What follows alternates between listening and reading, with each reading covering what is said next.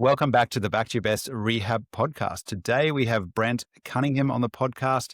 Brent is an exercise physiologist who is studying the effects on exercise during chemo. So welcome, Brent. Thanks, Dan. Great to be chatting to you. Thanks for having me. Absolutely. Well, Brent and I go back quite a few years. We used to train together at a similar gym and did a bit of work together. So very excited to have you on. And I'll let you kind of kick things off if you want to tell people a bit about yourself, a bit about your story and what you currently do. Yeah, thanks, Dan. A bit about me. I am an exercise physiologist and I have been for the past 13 years, which is kind of crazy to think about. And then prior to that, my sort of background was in more musculoskeletal rehab. I did an undergrad in health science in musculoskeletal therapy, now called myotherapy, and then had a real interest probably from after high school through those early years of uni around exercise rehab. And then following my undergrad, I went and did a master's of exercise physiology. And then since then, have worked in various ranges of clinical practice. And since 2017, I've been sort of in the clinical research space. And then around 2019, started working with various cancer populations. And then for me, that really solidified that was sort of definitely the area of focus for me. I was really drawn to it. There are a few salient moments that really solidified that for me. And then in 2021, I started my PhD in Exercise Oncology and is subsequently progressing towards finishing that early next year. So that's currently where I'm up to, sort of in my professional journey, and sort of week to week, I'm working with a lot of patients with cancer and doing research on those individuals as well. Amazing. Can you tell people a little bit about what your current thesis is in? Yeah, so I'm looking at if there's a utility of a concept known as autoregulation, which is this way about adjusting exercise day to day based on how you're feeling. If there is utility of using that in cancer, and more so trying to operationally understand, if you do have fluctuations day to day, how do we A, go about measuring that? And then B, based on that information, what are the sort of levers that we pull on in terms of adjusting your exercise dose? So is it the amount of sets you're doing? Is it number of reps? Is it the effort level? And then also from that, I'm trying to use that evidence to develop a tool where we might be able to actually have a person go through and run a questionnaire on themselves, so to speak. From that, get a little bit of a guide as to what they should look at adjusting in that session. And then on the other end of that, trying to bring together clinicians and academics all around the world to help contribute to probably some best practice recommendations for that. So that largely forms like what my thesis is about. Amazing. I was telling you just before, we've got a few people in our rehab program with cancer, and that's definitely one of the things that has been so notable, I guess, working with them is their fluctuations in their energy levels and how much output they can give, and how we have to really modify a lot quite frequently depending on where they're currently going through a cycle of treatment or even just kind of building back after that. It seems like there's a large fluctuation in output and energy levels from them as they go through it. 100% is. And that really, Dan, was probably the impetus for me pursuing a PhD in this particular topic. So I remember in 2019, I was working with a participant with a blood cancer, I work with a particular type of blood cancer predominantly, and he would just have these really massive fluctuations session to session. And I just remember sitting there thinking, it's all well and good for me to go, we'll just dial it back a bit today. But I was left sort of thinking, well, what does that look like? What am I basing that on? And I knew about autoregulation as a concept, sort of just in general exercise prescription. And I was reading up on that. And then I came across a paper that was more of a scientific rationale for applying that in cancer. And then went to my supervisor at the time and sort of asked about if this would be a worthwhile pursuit for research. And so that's largely what sort of landed me trying to understand that question, and then also more so being able to help people, give them some self-agency and help give them information about what they can do when they're feeling like that day to day. Amazing. Tell us a bit about what is the current landscape of understanding of kind of exercise and cancer? Is it a relatively kind of new thing that we're looking into in regards to, I assume it's supporting the treatment that they're going through. Is that a relatively new kind of area of the medical field at the moment? Yeah, you'd be surprised to know, Dan, that the first study in what we probably call exercise oncology, this sort of field of exercise and cancer, was actually in 1989. Yeah, and then sort of 1989, there was this study around aerobic exercise and breast cancer, and sort of jumped forward in 5 and 10 year periods to really bring us up to around, I guess like early 2000s, 2009 was when sort of the American College of Sports Med got together and developed this sort of guideline or this roundtable consensus on what the evidence was saying based on various different types of symptoms that people that had cancer treatment experienced. And then sort of from there, there's just been this evolution, more and more evidence being amassed for different modes of exercise, different symptoms, and different cancer types, more importantly. So it actually has been around and developing. Say it's probably somewhat in its infancy still, and I think more from a recognition perspective as well. It's not very well known about, and that's a big sort of push within this sort of field, is to increase access, and then over time, hopefully it becomes more of like an adopted standard of care, like from treating oncologist or a doctor, sort of trying to integrate that with part of the treatment plan that they would otherwise give someone with cancer. Okay. So what does the current evidence say around exercise generally? Obviously, I imagine it varies quite a bit from depending on type of cancer and things like that. But as a kind of a bird's eye view of exercise and cancer, what are the general understandings at the moment? Yeah, it's a great question. I'd probably put it into 3 buckets just to make it a little bit more easy to sort of get your head around. So you can probably think about it as like prevention. So, and then treatment, and then survivorship. So prevention, we know like largely just exercise prior to having cancer is really helpful for our health, and I think reducing risk of like a whole lot of disease. And there is a lot of observational evidence to say that like the more active you are, the fitter you are, the lower risk you have of various different cancers. But it's definitely not a tool that's going to prevent anything, so to speak, but it can definitely reduce the risk. And then if you are newly diagnosed with cancer, it's a really great opportunity to, I guess, improve your fitness going into the treatment, so that I can talk about that a little bit more. And during treatment, we know that it can generally help people tolerate the treatment better, and they may actually be able to, if they're getting chemotherapy, for example, they may actually be able to tolerate a higher dose and not necessarily perhaps delay their treatment cycles if they weren't tolerating it so well. So potentially get through treatment more timely manner. And that often generally results in them having probably a better treatment outcome. And then in the survivorship space, so perhaps they've finished active treatment, they're on maintenance treatment or in remission, hopefully. It's really about, I guess, recovering, improving those treatment and disease-related side effects, and then just integrating back into normal life, so to speak. But cancer can have some lingering and challenging effects from the treatment and the disease itself. So broadly, that's what the evidence sort of shows with exercise, is that it just has quite a positive effect if we think overall on symptoms and treatment tolerability. But there's a lot of nuance to that as well in terms of different types of cancers, different types of treatment.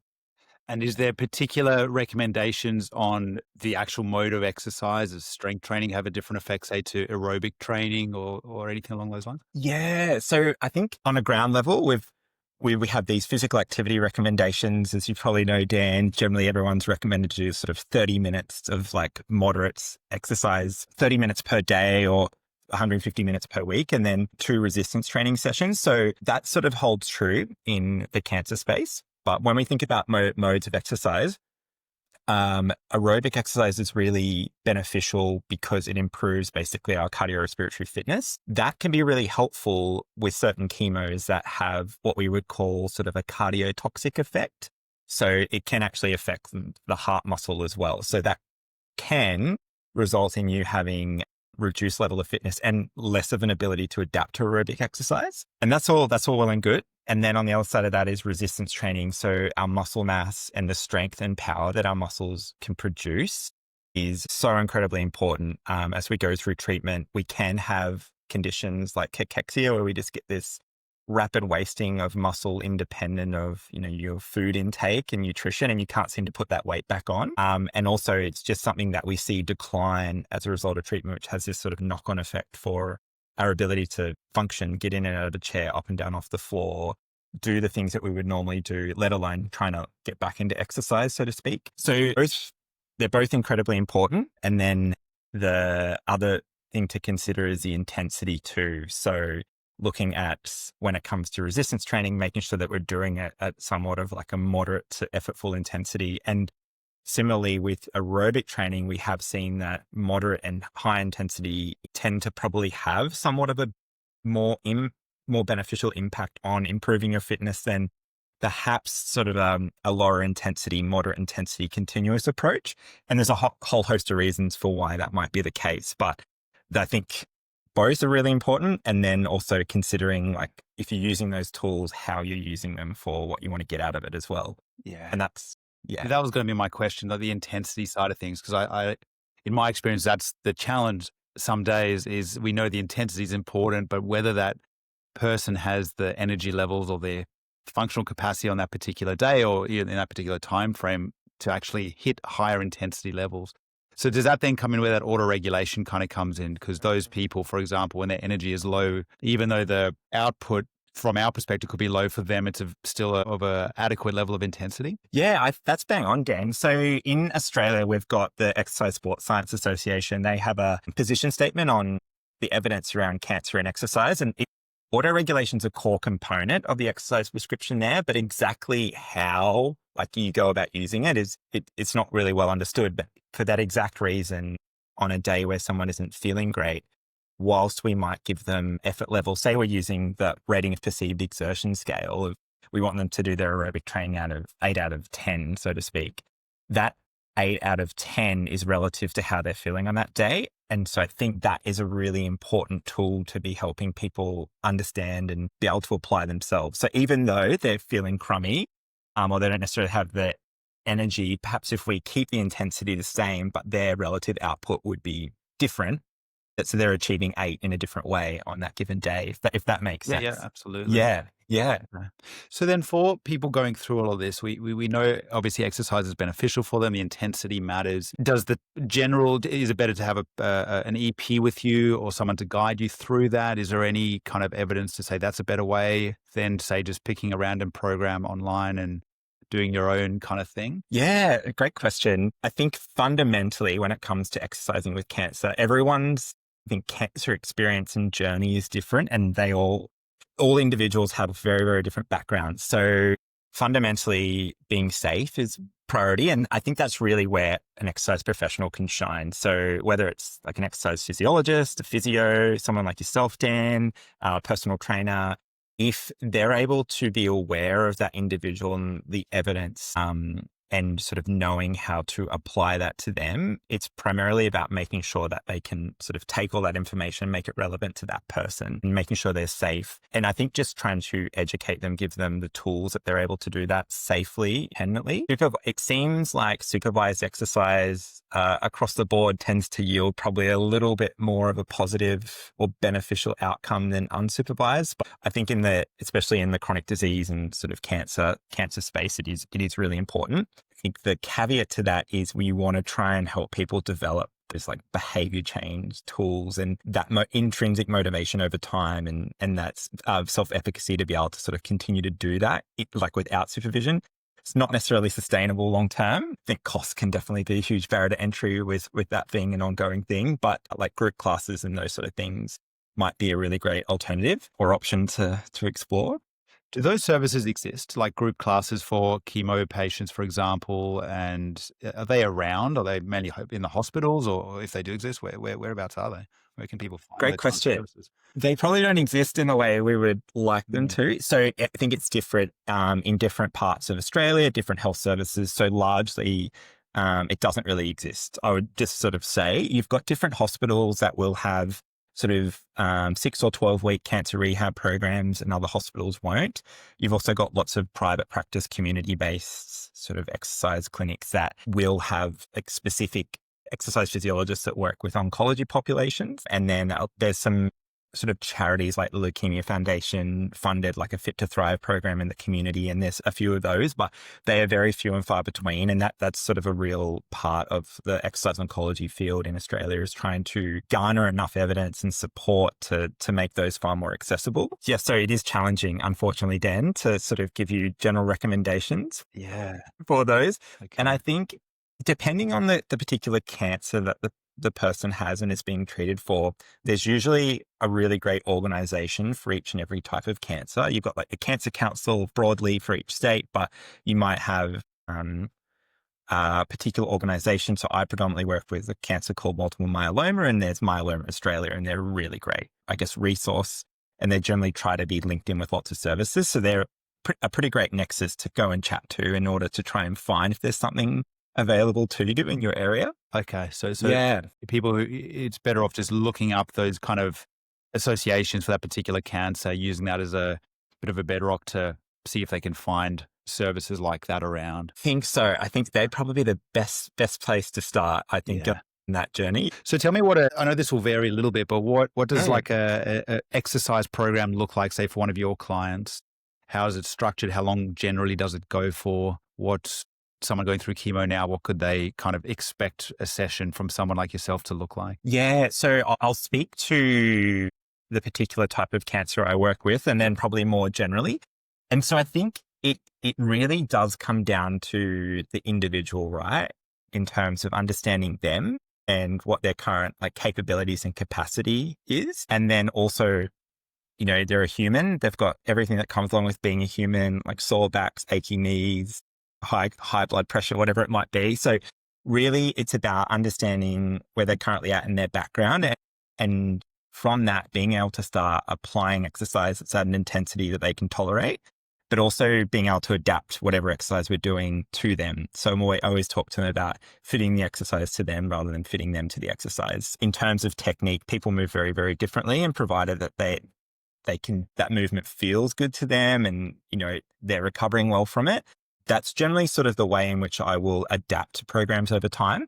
But I think broadly speaking, I'm trying to use exercise that's going to target most of the major muscle groups in the body, and a combination of moderate and high intensity aerobic training. And then depending on the treatment side effects or the treatment that they're undergoing too, that might be adjusted week to week, session to session in terms of the intensity. And generally I find if fatigue is on the higher side, it's more the volume of exercise that has the most impact on their ability to recover than it is the actual intensity of the exercise. So that might look like 2 sets today versus 4, and then wanting to see how they recover to the next session. The other consideration is all of the ancillary things that are affected by certain treatments like chemo. So balance, so peripheral neuropathy, which is this side effect basically where the chemo damages some of the peripheral nerves, and that sensory information that would be relayed to the brain through those fine like sensory like pressure and touch sensations is affected. And so wanting to look at ways in which to broadly improve balance strategies. And then things like trying to maintain or somewhat target bone health through like higher impact loading exercise, and also things like power. So if, they're slow to get out of the chair, what are ways in which we can increase how quickly they can move? So it's really hard to say exactly what it looks like, Dan, but generally I'm trying to think quite broadly, and then along the way navigating any sort of musculoskeletal challenges that they have as well. Or if they've got comorbidities like type 2 diabetes, I'm thinking about, what's happening with their blood glucose levels before, during, and around exercise, and how you navigate that. Yeah. Okay. And then, so that brings us, I guess, into kind of recoverability and even adaptability.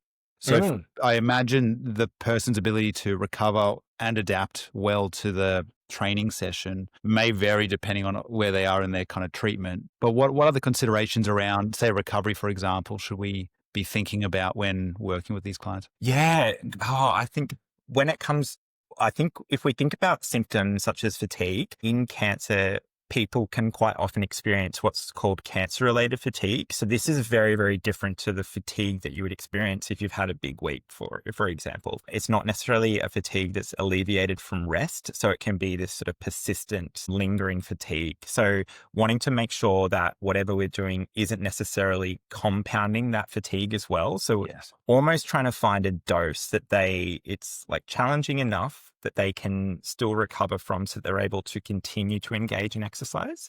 You don't want it to be like such a big dose that it then subsequently wipes them out for what would be the next exercise session or the next opportunity to exercise. And then I think the other thing to consider as well is that it's not necessarily making anything feel worse. Yes.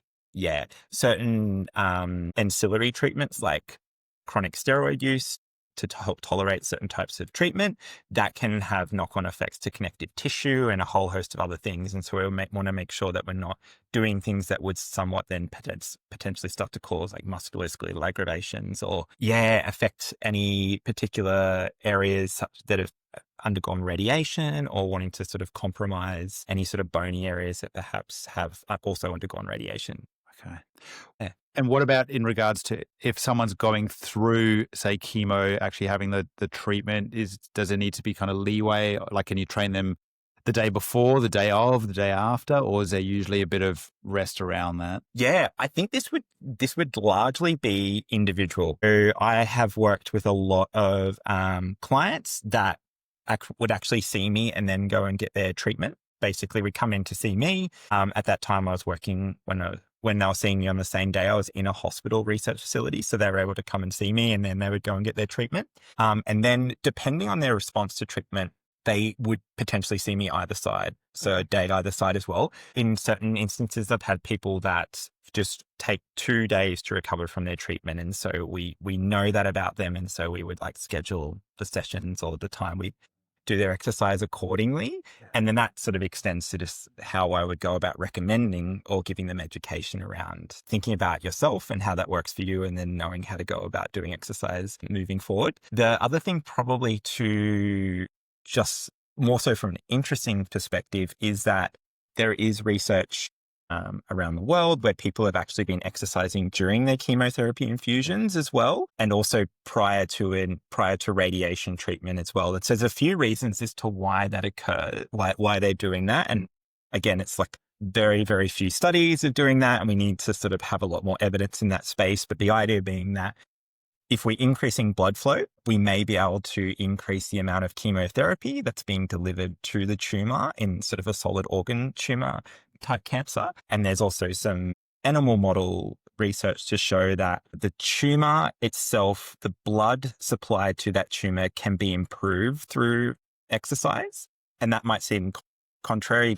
Why would you want the blood supply to be improved? And the reason being is that tumors create their own, I guess, blood vessel network to supply themselves with blood and oxygen, but it's quite disorganized and leaky. And if we can improve the structure of that blood, we're able to basically deliver more chemo and oxygen to that tumor, and therefore over time potentially like reducing the tumor or making that treatment more directly effective. And I like say this with like a grain of salt. This is my world of research, and it's largely animal model research, but that's a reason why a lot of that area of treatment is being explored with exercise as well. That's so interesting. I've got a client that I'm working with now she is on the literally on the bike while she's having her infusion. She's training for an Ironman at the moment while going through her treatment. Amazing. So highly, highly motivated, very, very fit and strong individual. But yeah, she literally brought the bike into the hospital, little stationary bike. Yeah. And so it was her choice? Yeah, her choice.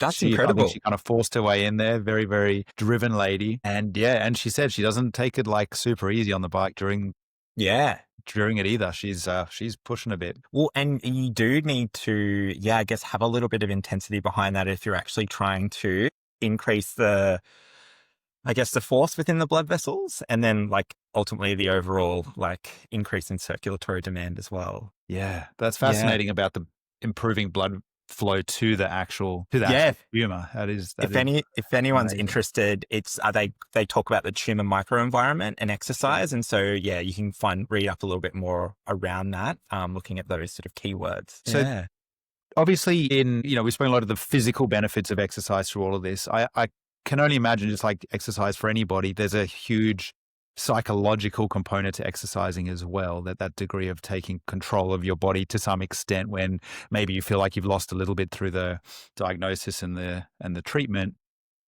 Does that play quite a role in all of this as well, even if it's not huge amounts of intensity, if someone can't tolerate it, even just exercising for psychological benefit? Yeah, absolutely. So I think from an evidence perspective, we have what we would call level A evidence. So systematic review, meta-analysis evidence to show that it does have a measurable improvement on like psychological distress and psychosocial factors. But at an individual level, clinically, what I've seen is that it can be quite life-changing. So something as innocuous as exercise always surprises me that people are so empowered by it. And that gentleman that I was speaking about earlier, I just remember him one day saying he just felt so capable of living life again. And he's like, exercise is like, as someone that exercises, you think like it's pretty mundane, nothing too powerful. But the fact that had somewhat changed his life or the quality of life, really sort of hooked me. And this is something that I see a lot, and general physical feelings of well-being improvement. But there is, definitely like mental health and psychological distress benefits for exercise as well. And there's a number of research articles that sort of talk to that more broadly around like the cancer experience as well. Yeah. Fascinating. So then coming to like the actual oncologists or the specialists who are they kind of getting on board with the exercise component? Do they push for that as well? Or do they kind of look at it as a bit of a separate component to the treatment? How is it kind of all integrated, if it is? Yeah, I think it's definitely a bit of a mixed bag. So predominantly a lot of the evidence for exercise and cancer largely stems from prostate, colorectal and breast cancer originally. And now there's more and more evidence emerging for different types of cancers like lung, brain and certain hematological cancers. And so those treating medical professionals in those sort of progenitor sort of cancers for exercise, I think are largely on board with the evidence and have probably more of a understanding of how exercise plays a role. Whether it's being recommended regularly is harder to say. And I think you definitely have, like in any profession, you've got people that are big advocates for encouraging exercise. And then if you don't have as much awareness of it, you're less likely to encourage it, I would say. And I know an example is the type of cancer I work with. The treating specialists that we work closely with have always been hesitant to recommend exercise for this population, largely because there's very, very little understanding, very, very little evidence, and there's a whole host of potential risk factors associated with exercise.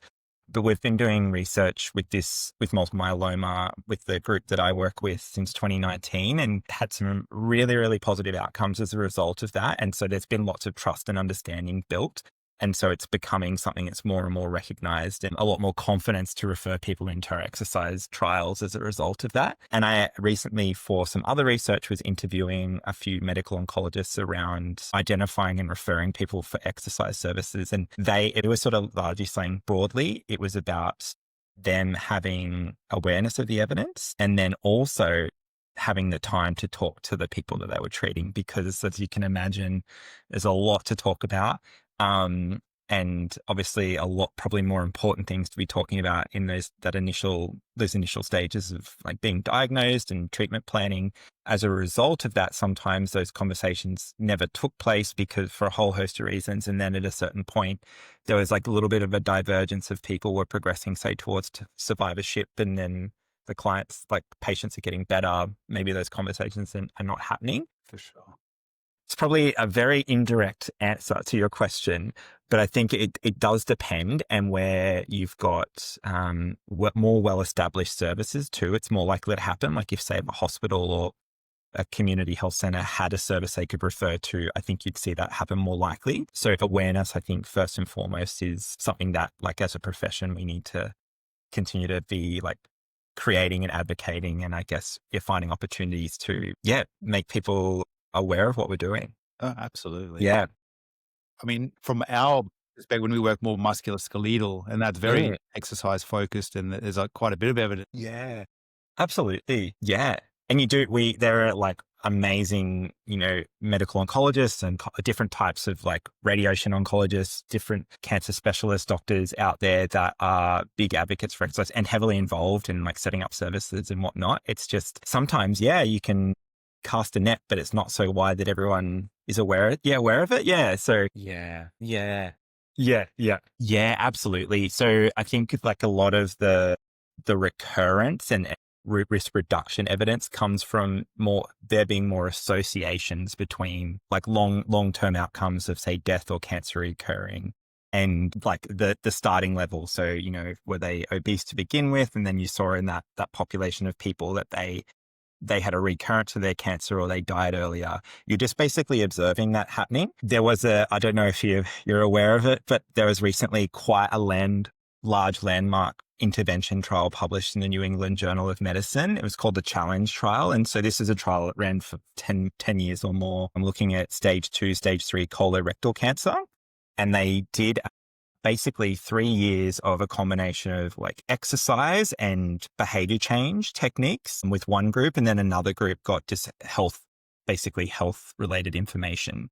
And then they tracked these people over the next sort of 5+ years. And what they did show was between the two different groups is that there was a 30% or 36% or so reduced risk of recurrence, and then also reduced risk. I can't remember the stats off the top of my head, but the exercise group, there was a discernible reduction in death in that 5-year time period as well. So that was really probably the first study that's been able to show the link between like intervention and risk of like reduced risk of mortality and recurrence, which is like amazing. But the resourcing that goes into that trial, it was like multinational. I have colleagues in Australia that were like a site for doing that here, and it took them 10 years to recruit 800 people or so. So not to mention 3-year intervention, that we can't sort of go and generalize that to every cancer type and every individual, unfortunately, which is why sometimes we have to sort of make these inferences and or recommendations cautiously, because we don't want to like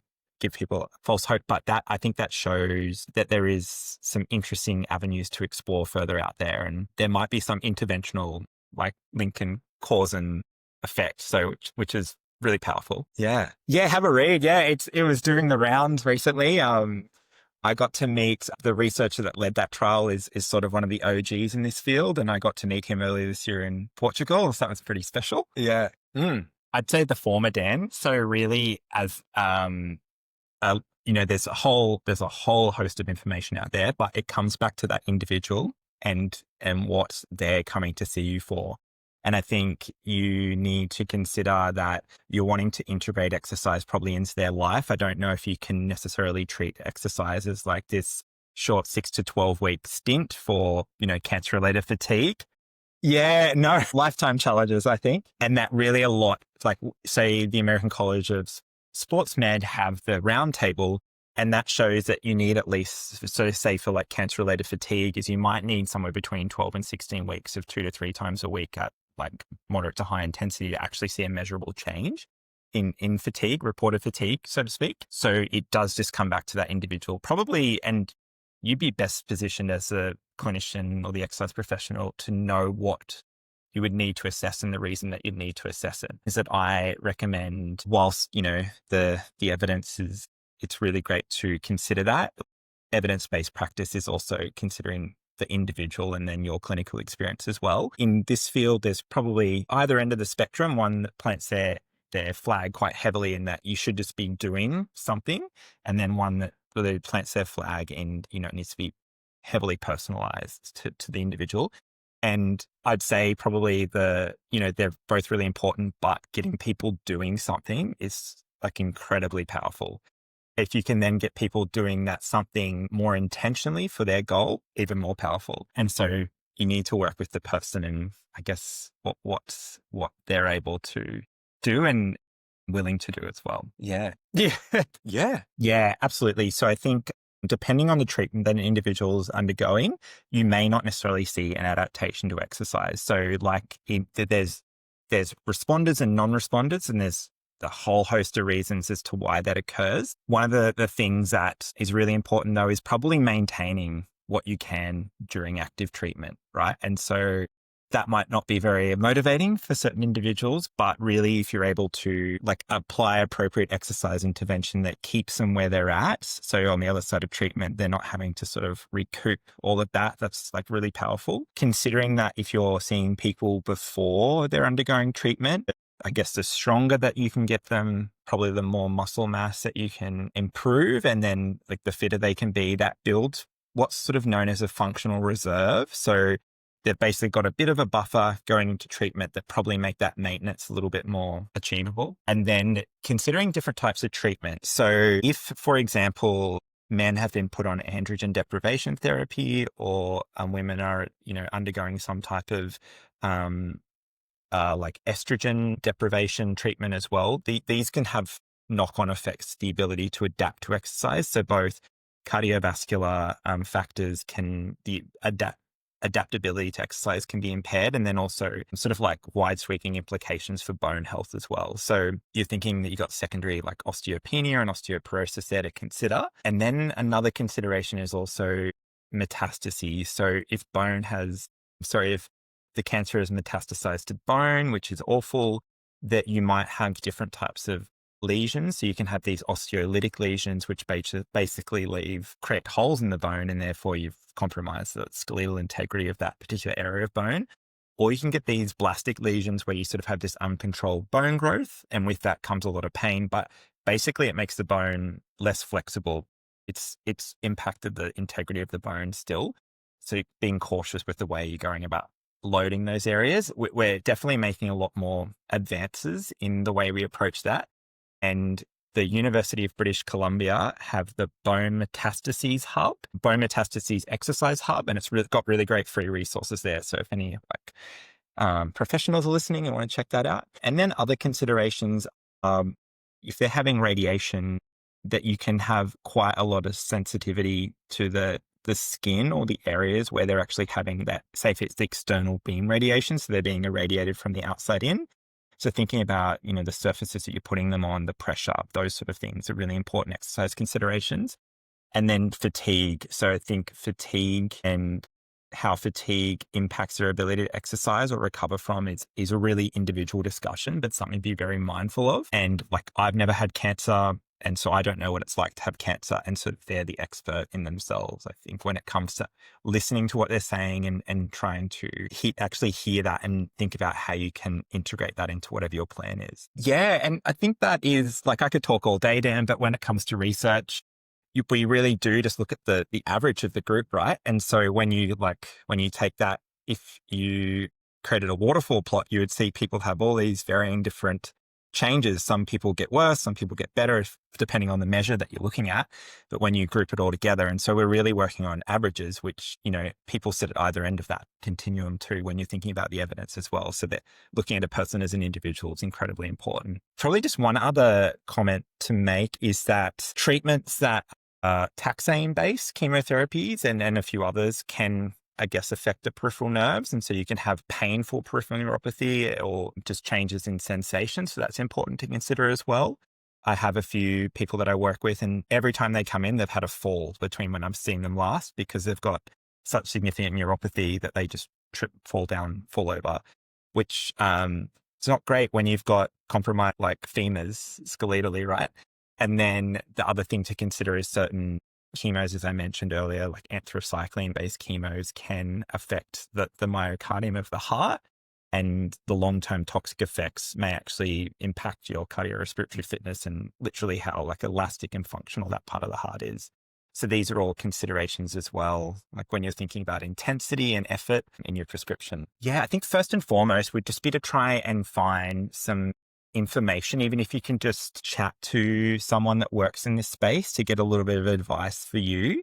And then really the next best thing is just to try and continue to be physically active. So that's just kind of continuing to engage within your capacity with things that keep you moving.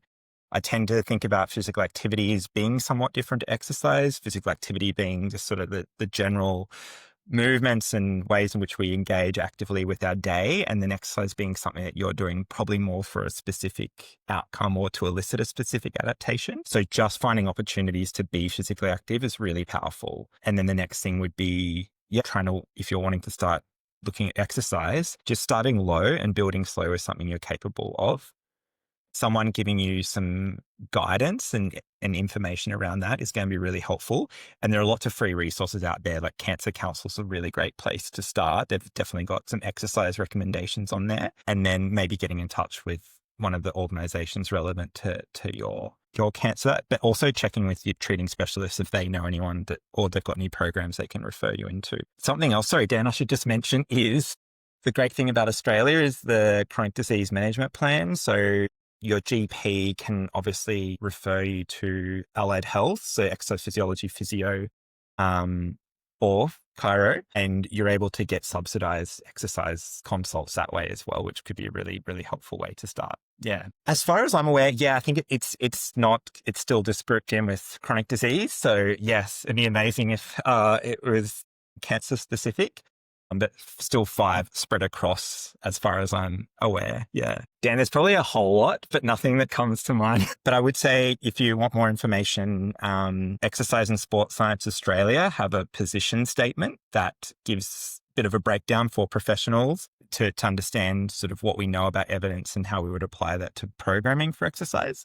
And then the American College of Sports Medicine have some really great infographics for just someone going through cancer on understanding different ways that they can use exercise to help with potentially some of the symptoms that they're wanting to try and combat with exercise. Yeah. Thanks, Dan. I know it's been a hot minute. I haven't dabbled in kettlebells for about 4 years or so. Yeah. So I'm pretty aloof on the internet. I've got a LinkedIn, but otherwise to follow more about work I'm doing is probably like Brent Cunningham on ResearchGate. And then I have a business with a really great colleague and friend called Tumour Lab Training, TMRW. And we do more online based exercise programming and science communication. And it's really just focused at trying to give people the knowledge and tools to live a better tomorrow, and using exercise is a big part of that. Yeah. Thanks, Dan. Yeah, please spread the word. Thanks, Dan. Yeah, thank you. Thanks for listening to the Back to Your Best Rehab podcast. If you enjoyed today's episode, please make sure to subscribe and leave us a 5-star rating. It really helps us reach more people who need support on their rehab journey. And if you want to learn more about the Back to Your Best Rehab program, head to www.backtoyourbestrehab.com.au. That is www.back2yourbestrehab.com.au for more info. We'll catch you on the next episode.